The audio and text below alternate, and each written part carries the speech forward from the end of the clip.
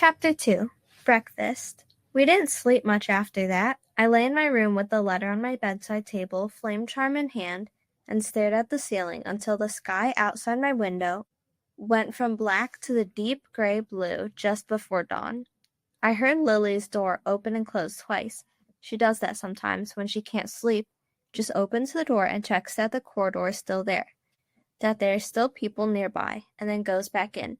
I didn't say anything. She wouldn't want me to. By the time the bell rang for breakfast, I had slept perhaps an hour. It didn't matter. I got up, washed my face in cold water, put the letter in my pocket, and went to get Ivy. Ivy is a morning person in the way that very few people genuinely are. Not just awake, but immediately and completely present. Like sleep is a door she walks through cleanly and shuts behind her without looking back. When I knocked, she was already dressed, bracelet on, sitting on her bed, with her hands folded in her lap, as if she had been expecting me. "Morning," she said. "Morning. Ready for breakfast?" She hopped off the bed and took my hand. We walked down to the dining hall together, Ivy pointing out a spider's web in the corner of the window that was catching the early light, a crack in the wall she was certain hadn't been there yesterday, a smell of something warm coming from the kitchen that might be cinnamon. I held her hand and let her talk and thought about the letters in our pockets and said nothing. The dining hall was loud and warm and smelled like porridge and burnt toast, which is what it smells like every morning without exception. We found April and Lily already at the far end of a table, slightly apart from everyone else, the way the four of us always end up. Not by design exactly, but by the natural gravity of people who belong together. April had dark circles under her eyes. Lily was drumming her fingers on the table with barely contained energy and stopped when she saw me, then immediately started again. Ivy climbed onto the bench beside April and pulled the porridge pot toward her. I sat down. Nobody spoke for a moment.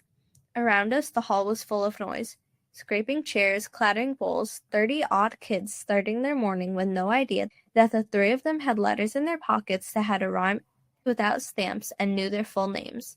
"It's fake," Lily said, under the noise, barely moving her lips. "How would someone fake that?" I asked. "I don't know. Someone playing a prank?" "Who at this orphanage," April said quietly, not looking up from her bowl, "has wax seals and thick cream paper and knows our full names, including middle names?" Lily considered this. "Okay, it's probably not a prank." "It's not a prank," I said.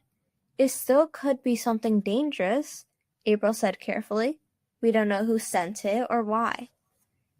"They knew things about us that nobody knows," I said. I glanced around, nobody nearby paying attention. "The letter mentioned things that happen around us." Lily went very still. "You think they know about that?" she asked. "I think that's exactly what they meant by gifts," I responded carefully. Nobody spoke for a moment. I watched April's hand tighten slightly around her spoon, and then deliberately relax.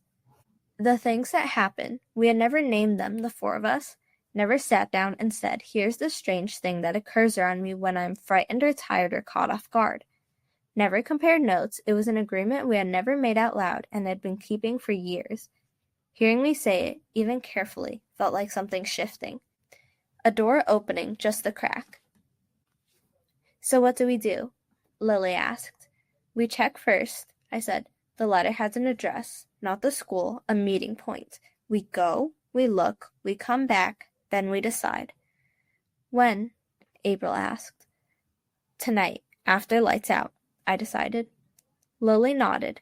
April nodded, both of them looking at their bowls, both of them already decided, the same way they had decided the moment I said it for the first time.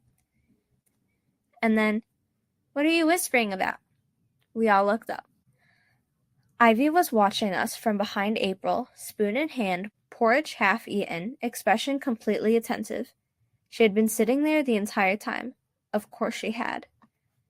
"Nothing," April said immediately. "Eat your breakfast." Ivy looked at me, then at Lily, then back at April, the look of someone carefully calculating what she was going to say next. "Okay," she said, and went back to her porch. She didn't believe us for a single second. I could tell by the way she held her spoon, a little too carefully, a little too still. Ivy, when she is genuinely unbothered, is completely loose, all easy attention and wandering focus. Right now, she was paying attention to every word we weren't saying. We were nearly done with breakfast when Ivy looked up again. "I heard the whole thing," she said pleasantly. April put down her spoon. "Ivy, the letters, the address, tonight after lights out." She says it the way she says most things, matter-of-factly, without drama, as if she was simply clarifying something that was already obvious. "I'm in too." "You're not coming," April starts. "I heard the whole thing," Ivy says again, with great patience. "You're 6, April says. 6.5. "You are absolutely not coming. You said it could be dangerous," Ivy says. "So you need more people." "That is the opposite of the correct logic. Ivy," I leaned forward slightly. She turned those clear dark eyes on me without hesitation. "Not tonight. I need to make sure you're safe while we go and look. But," I glanced at April, who was already shaking her head. "If it's real, if it's what the letters say it is, then maybe soon." Ivy considered this with the gravity of someone reviewing the terms of treaty. "Promise?" she says. "Yes," I respond. She picked up her spoon. "Okay," she says. "Fine." April lets out a slow breath. Lily presses her lips together to hide a smile and doesn't entirely manage it. I look at Ivy, 6 years old, bracelet already sliding toward her wrist, completely satisfied with the outcome of a negotiation she had walked into 30 seconds ago, and felt something in my chest I don't have a name for. I realized in that moment who we truly are, not just 4 girls in an orphanage who had ended up near each other by accident, something more deliberate than that. Something had put them together on purpose.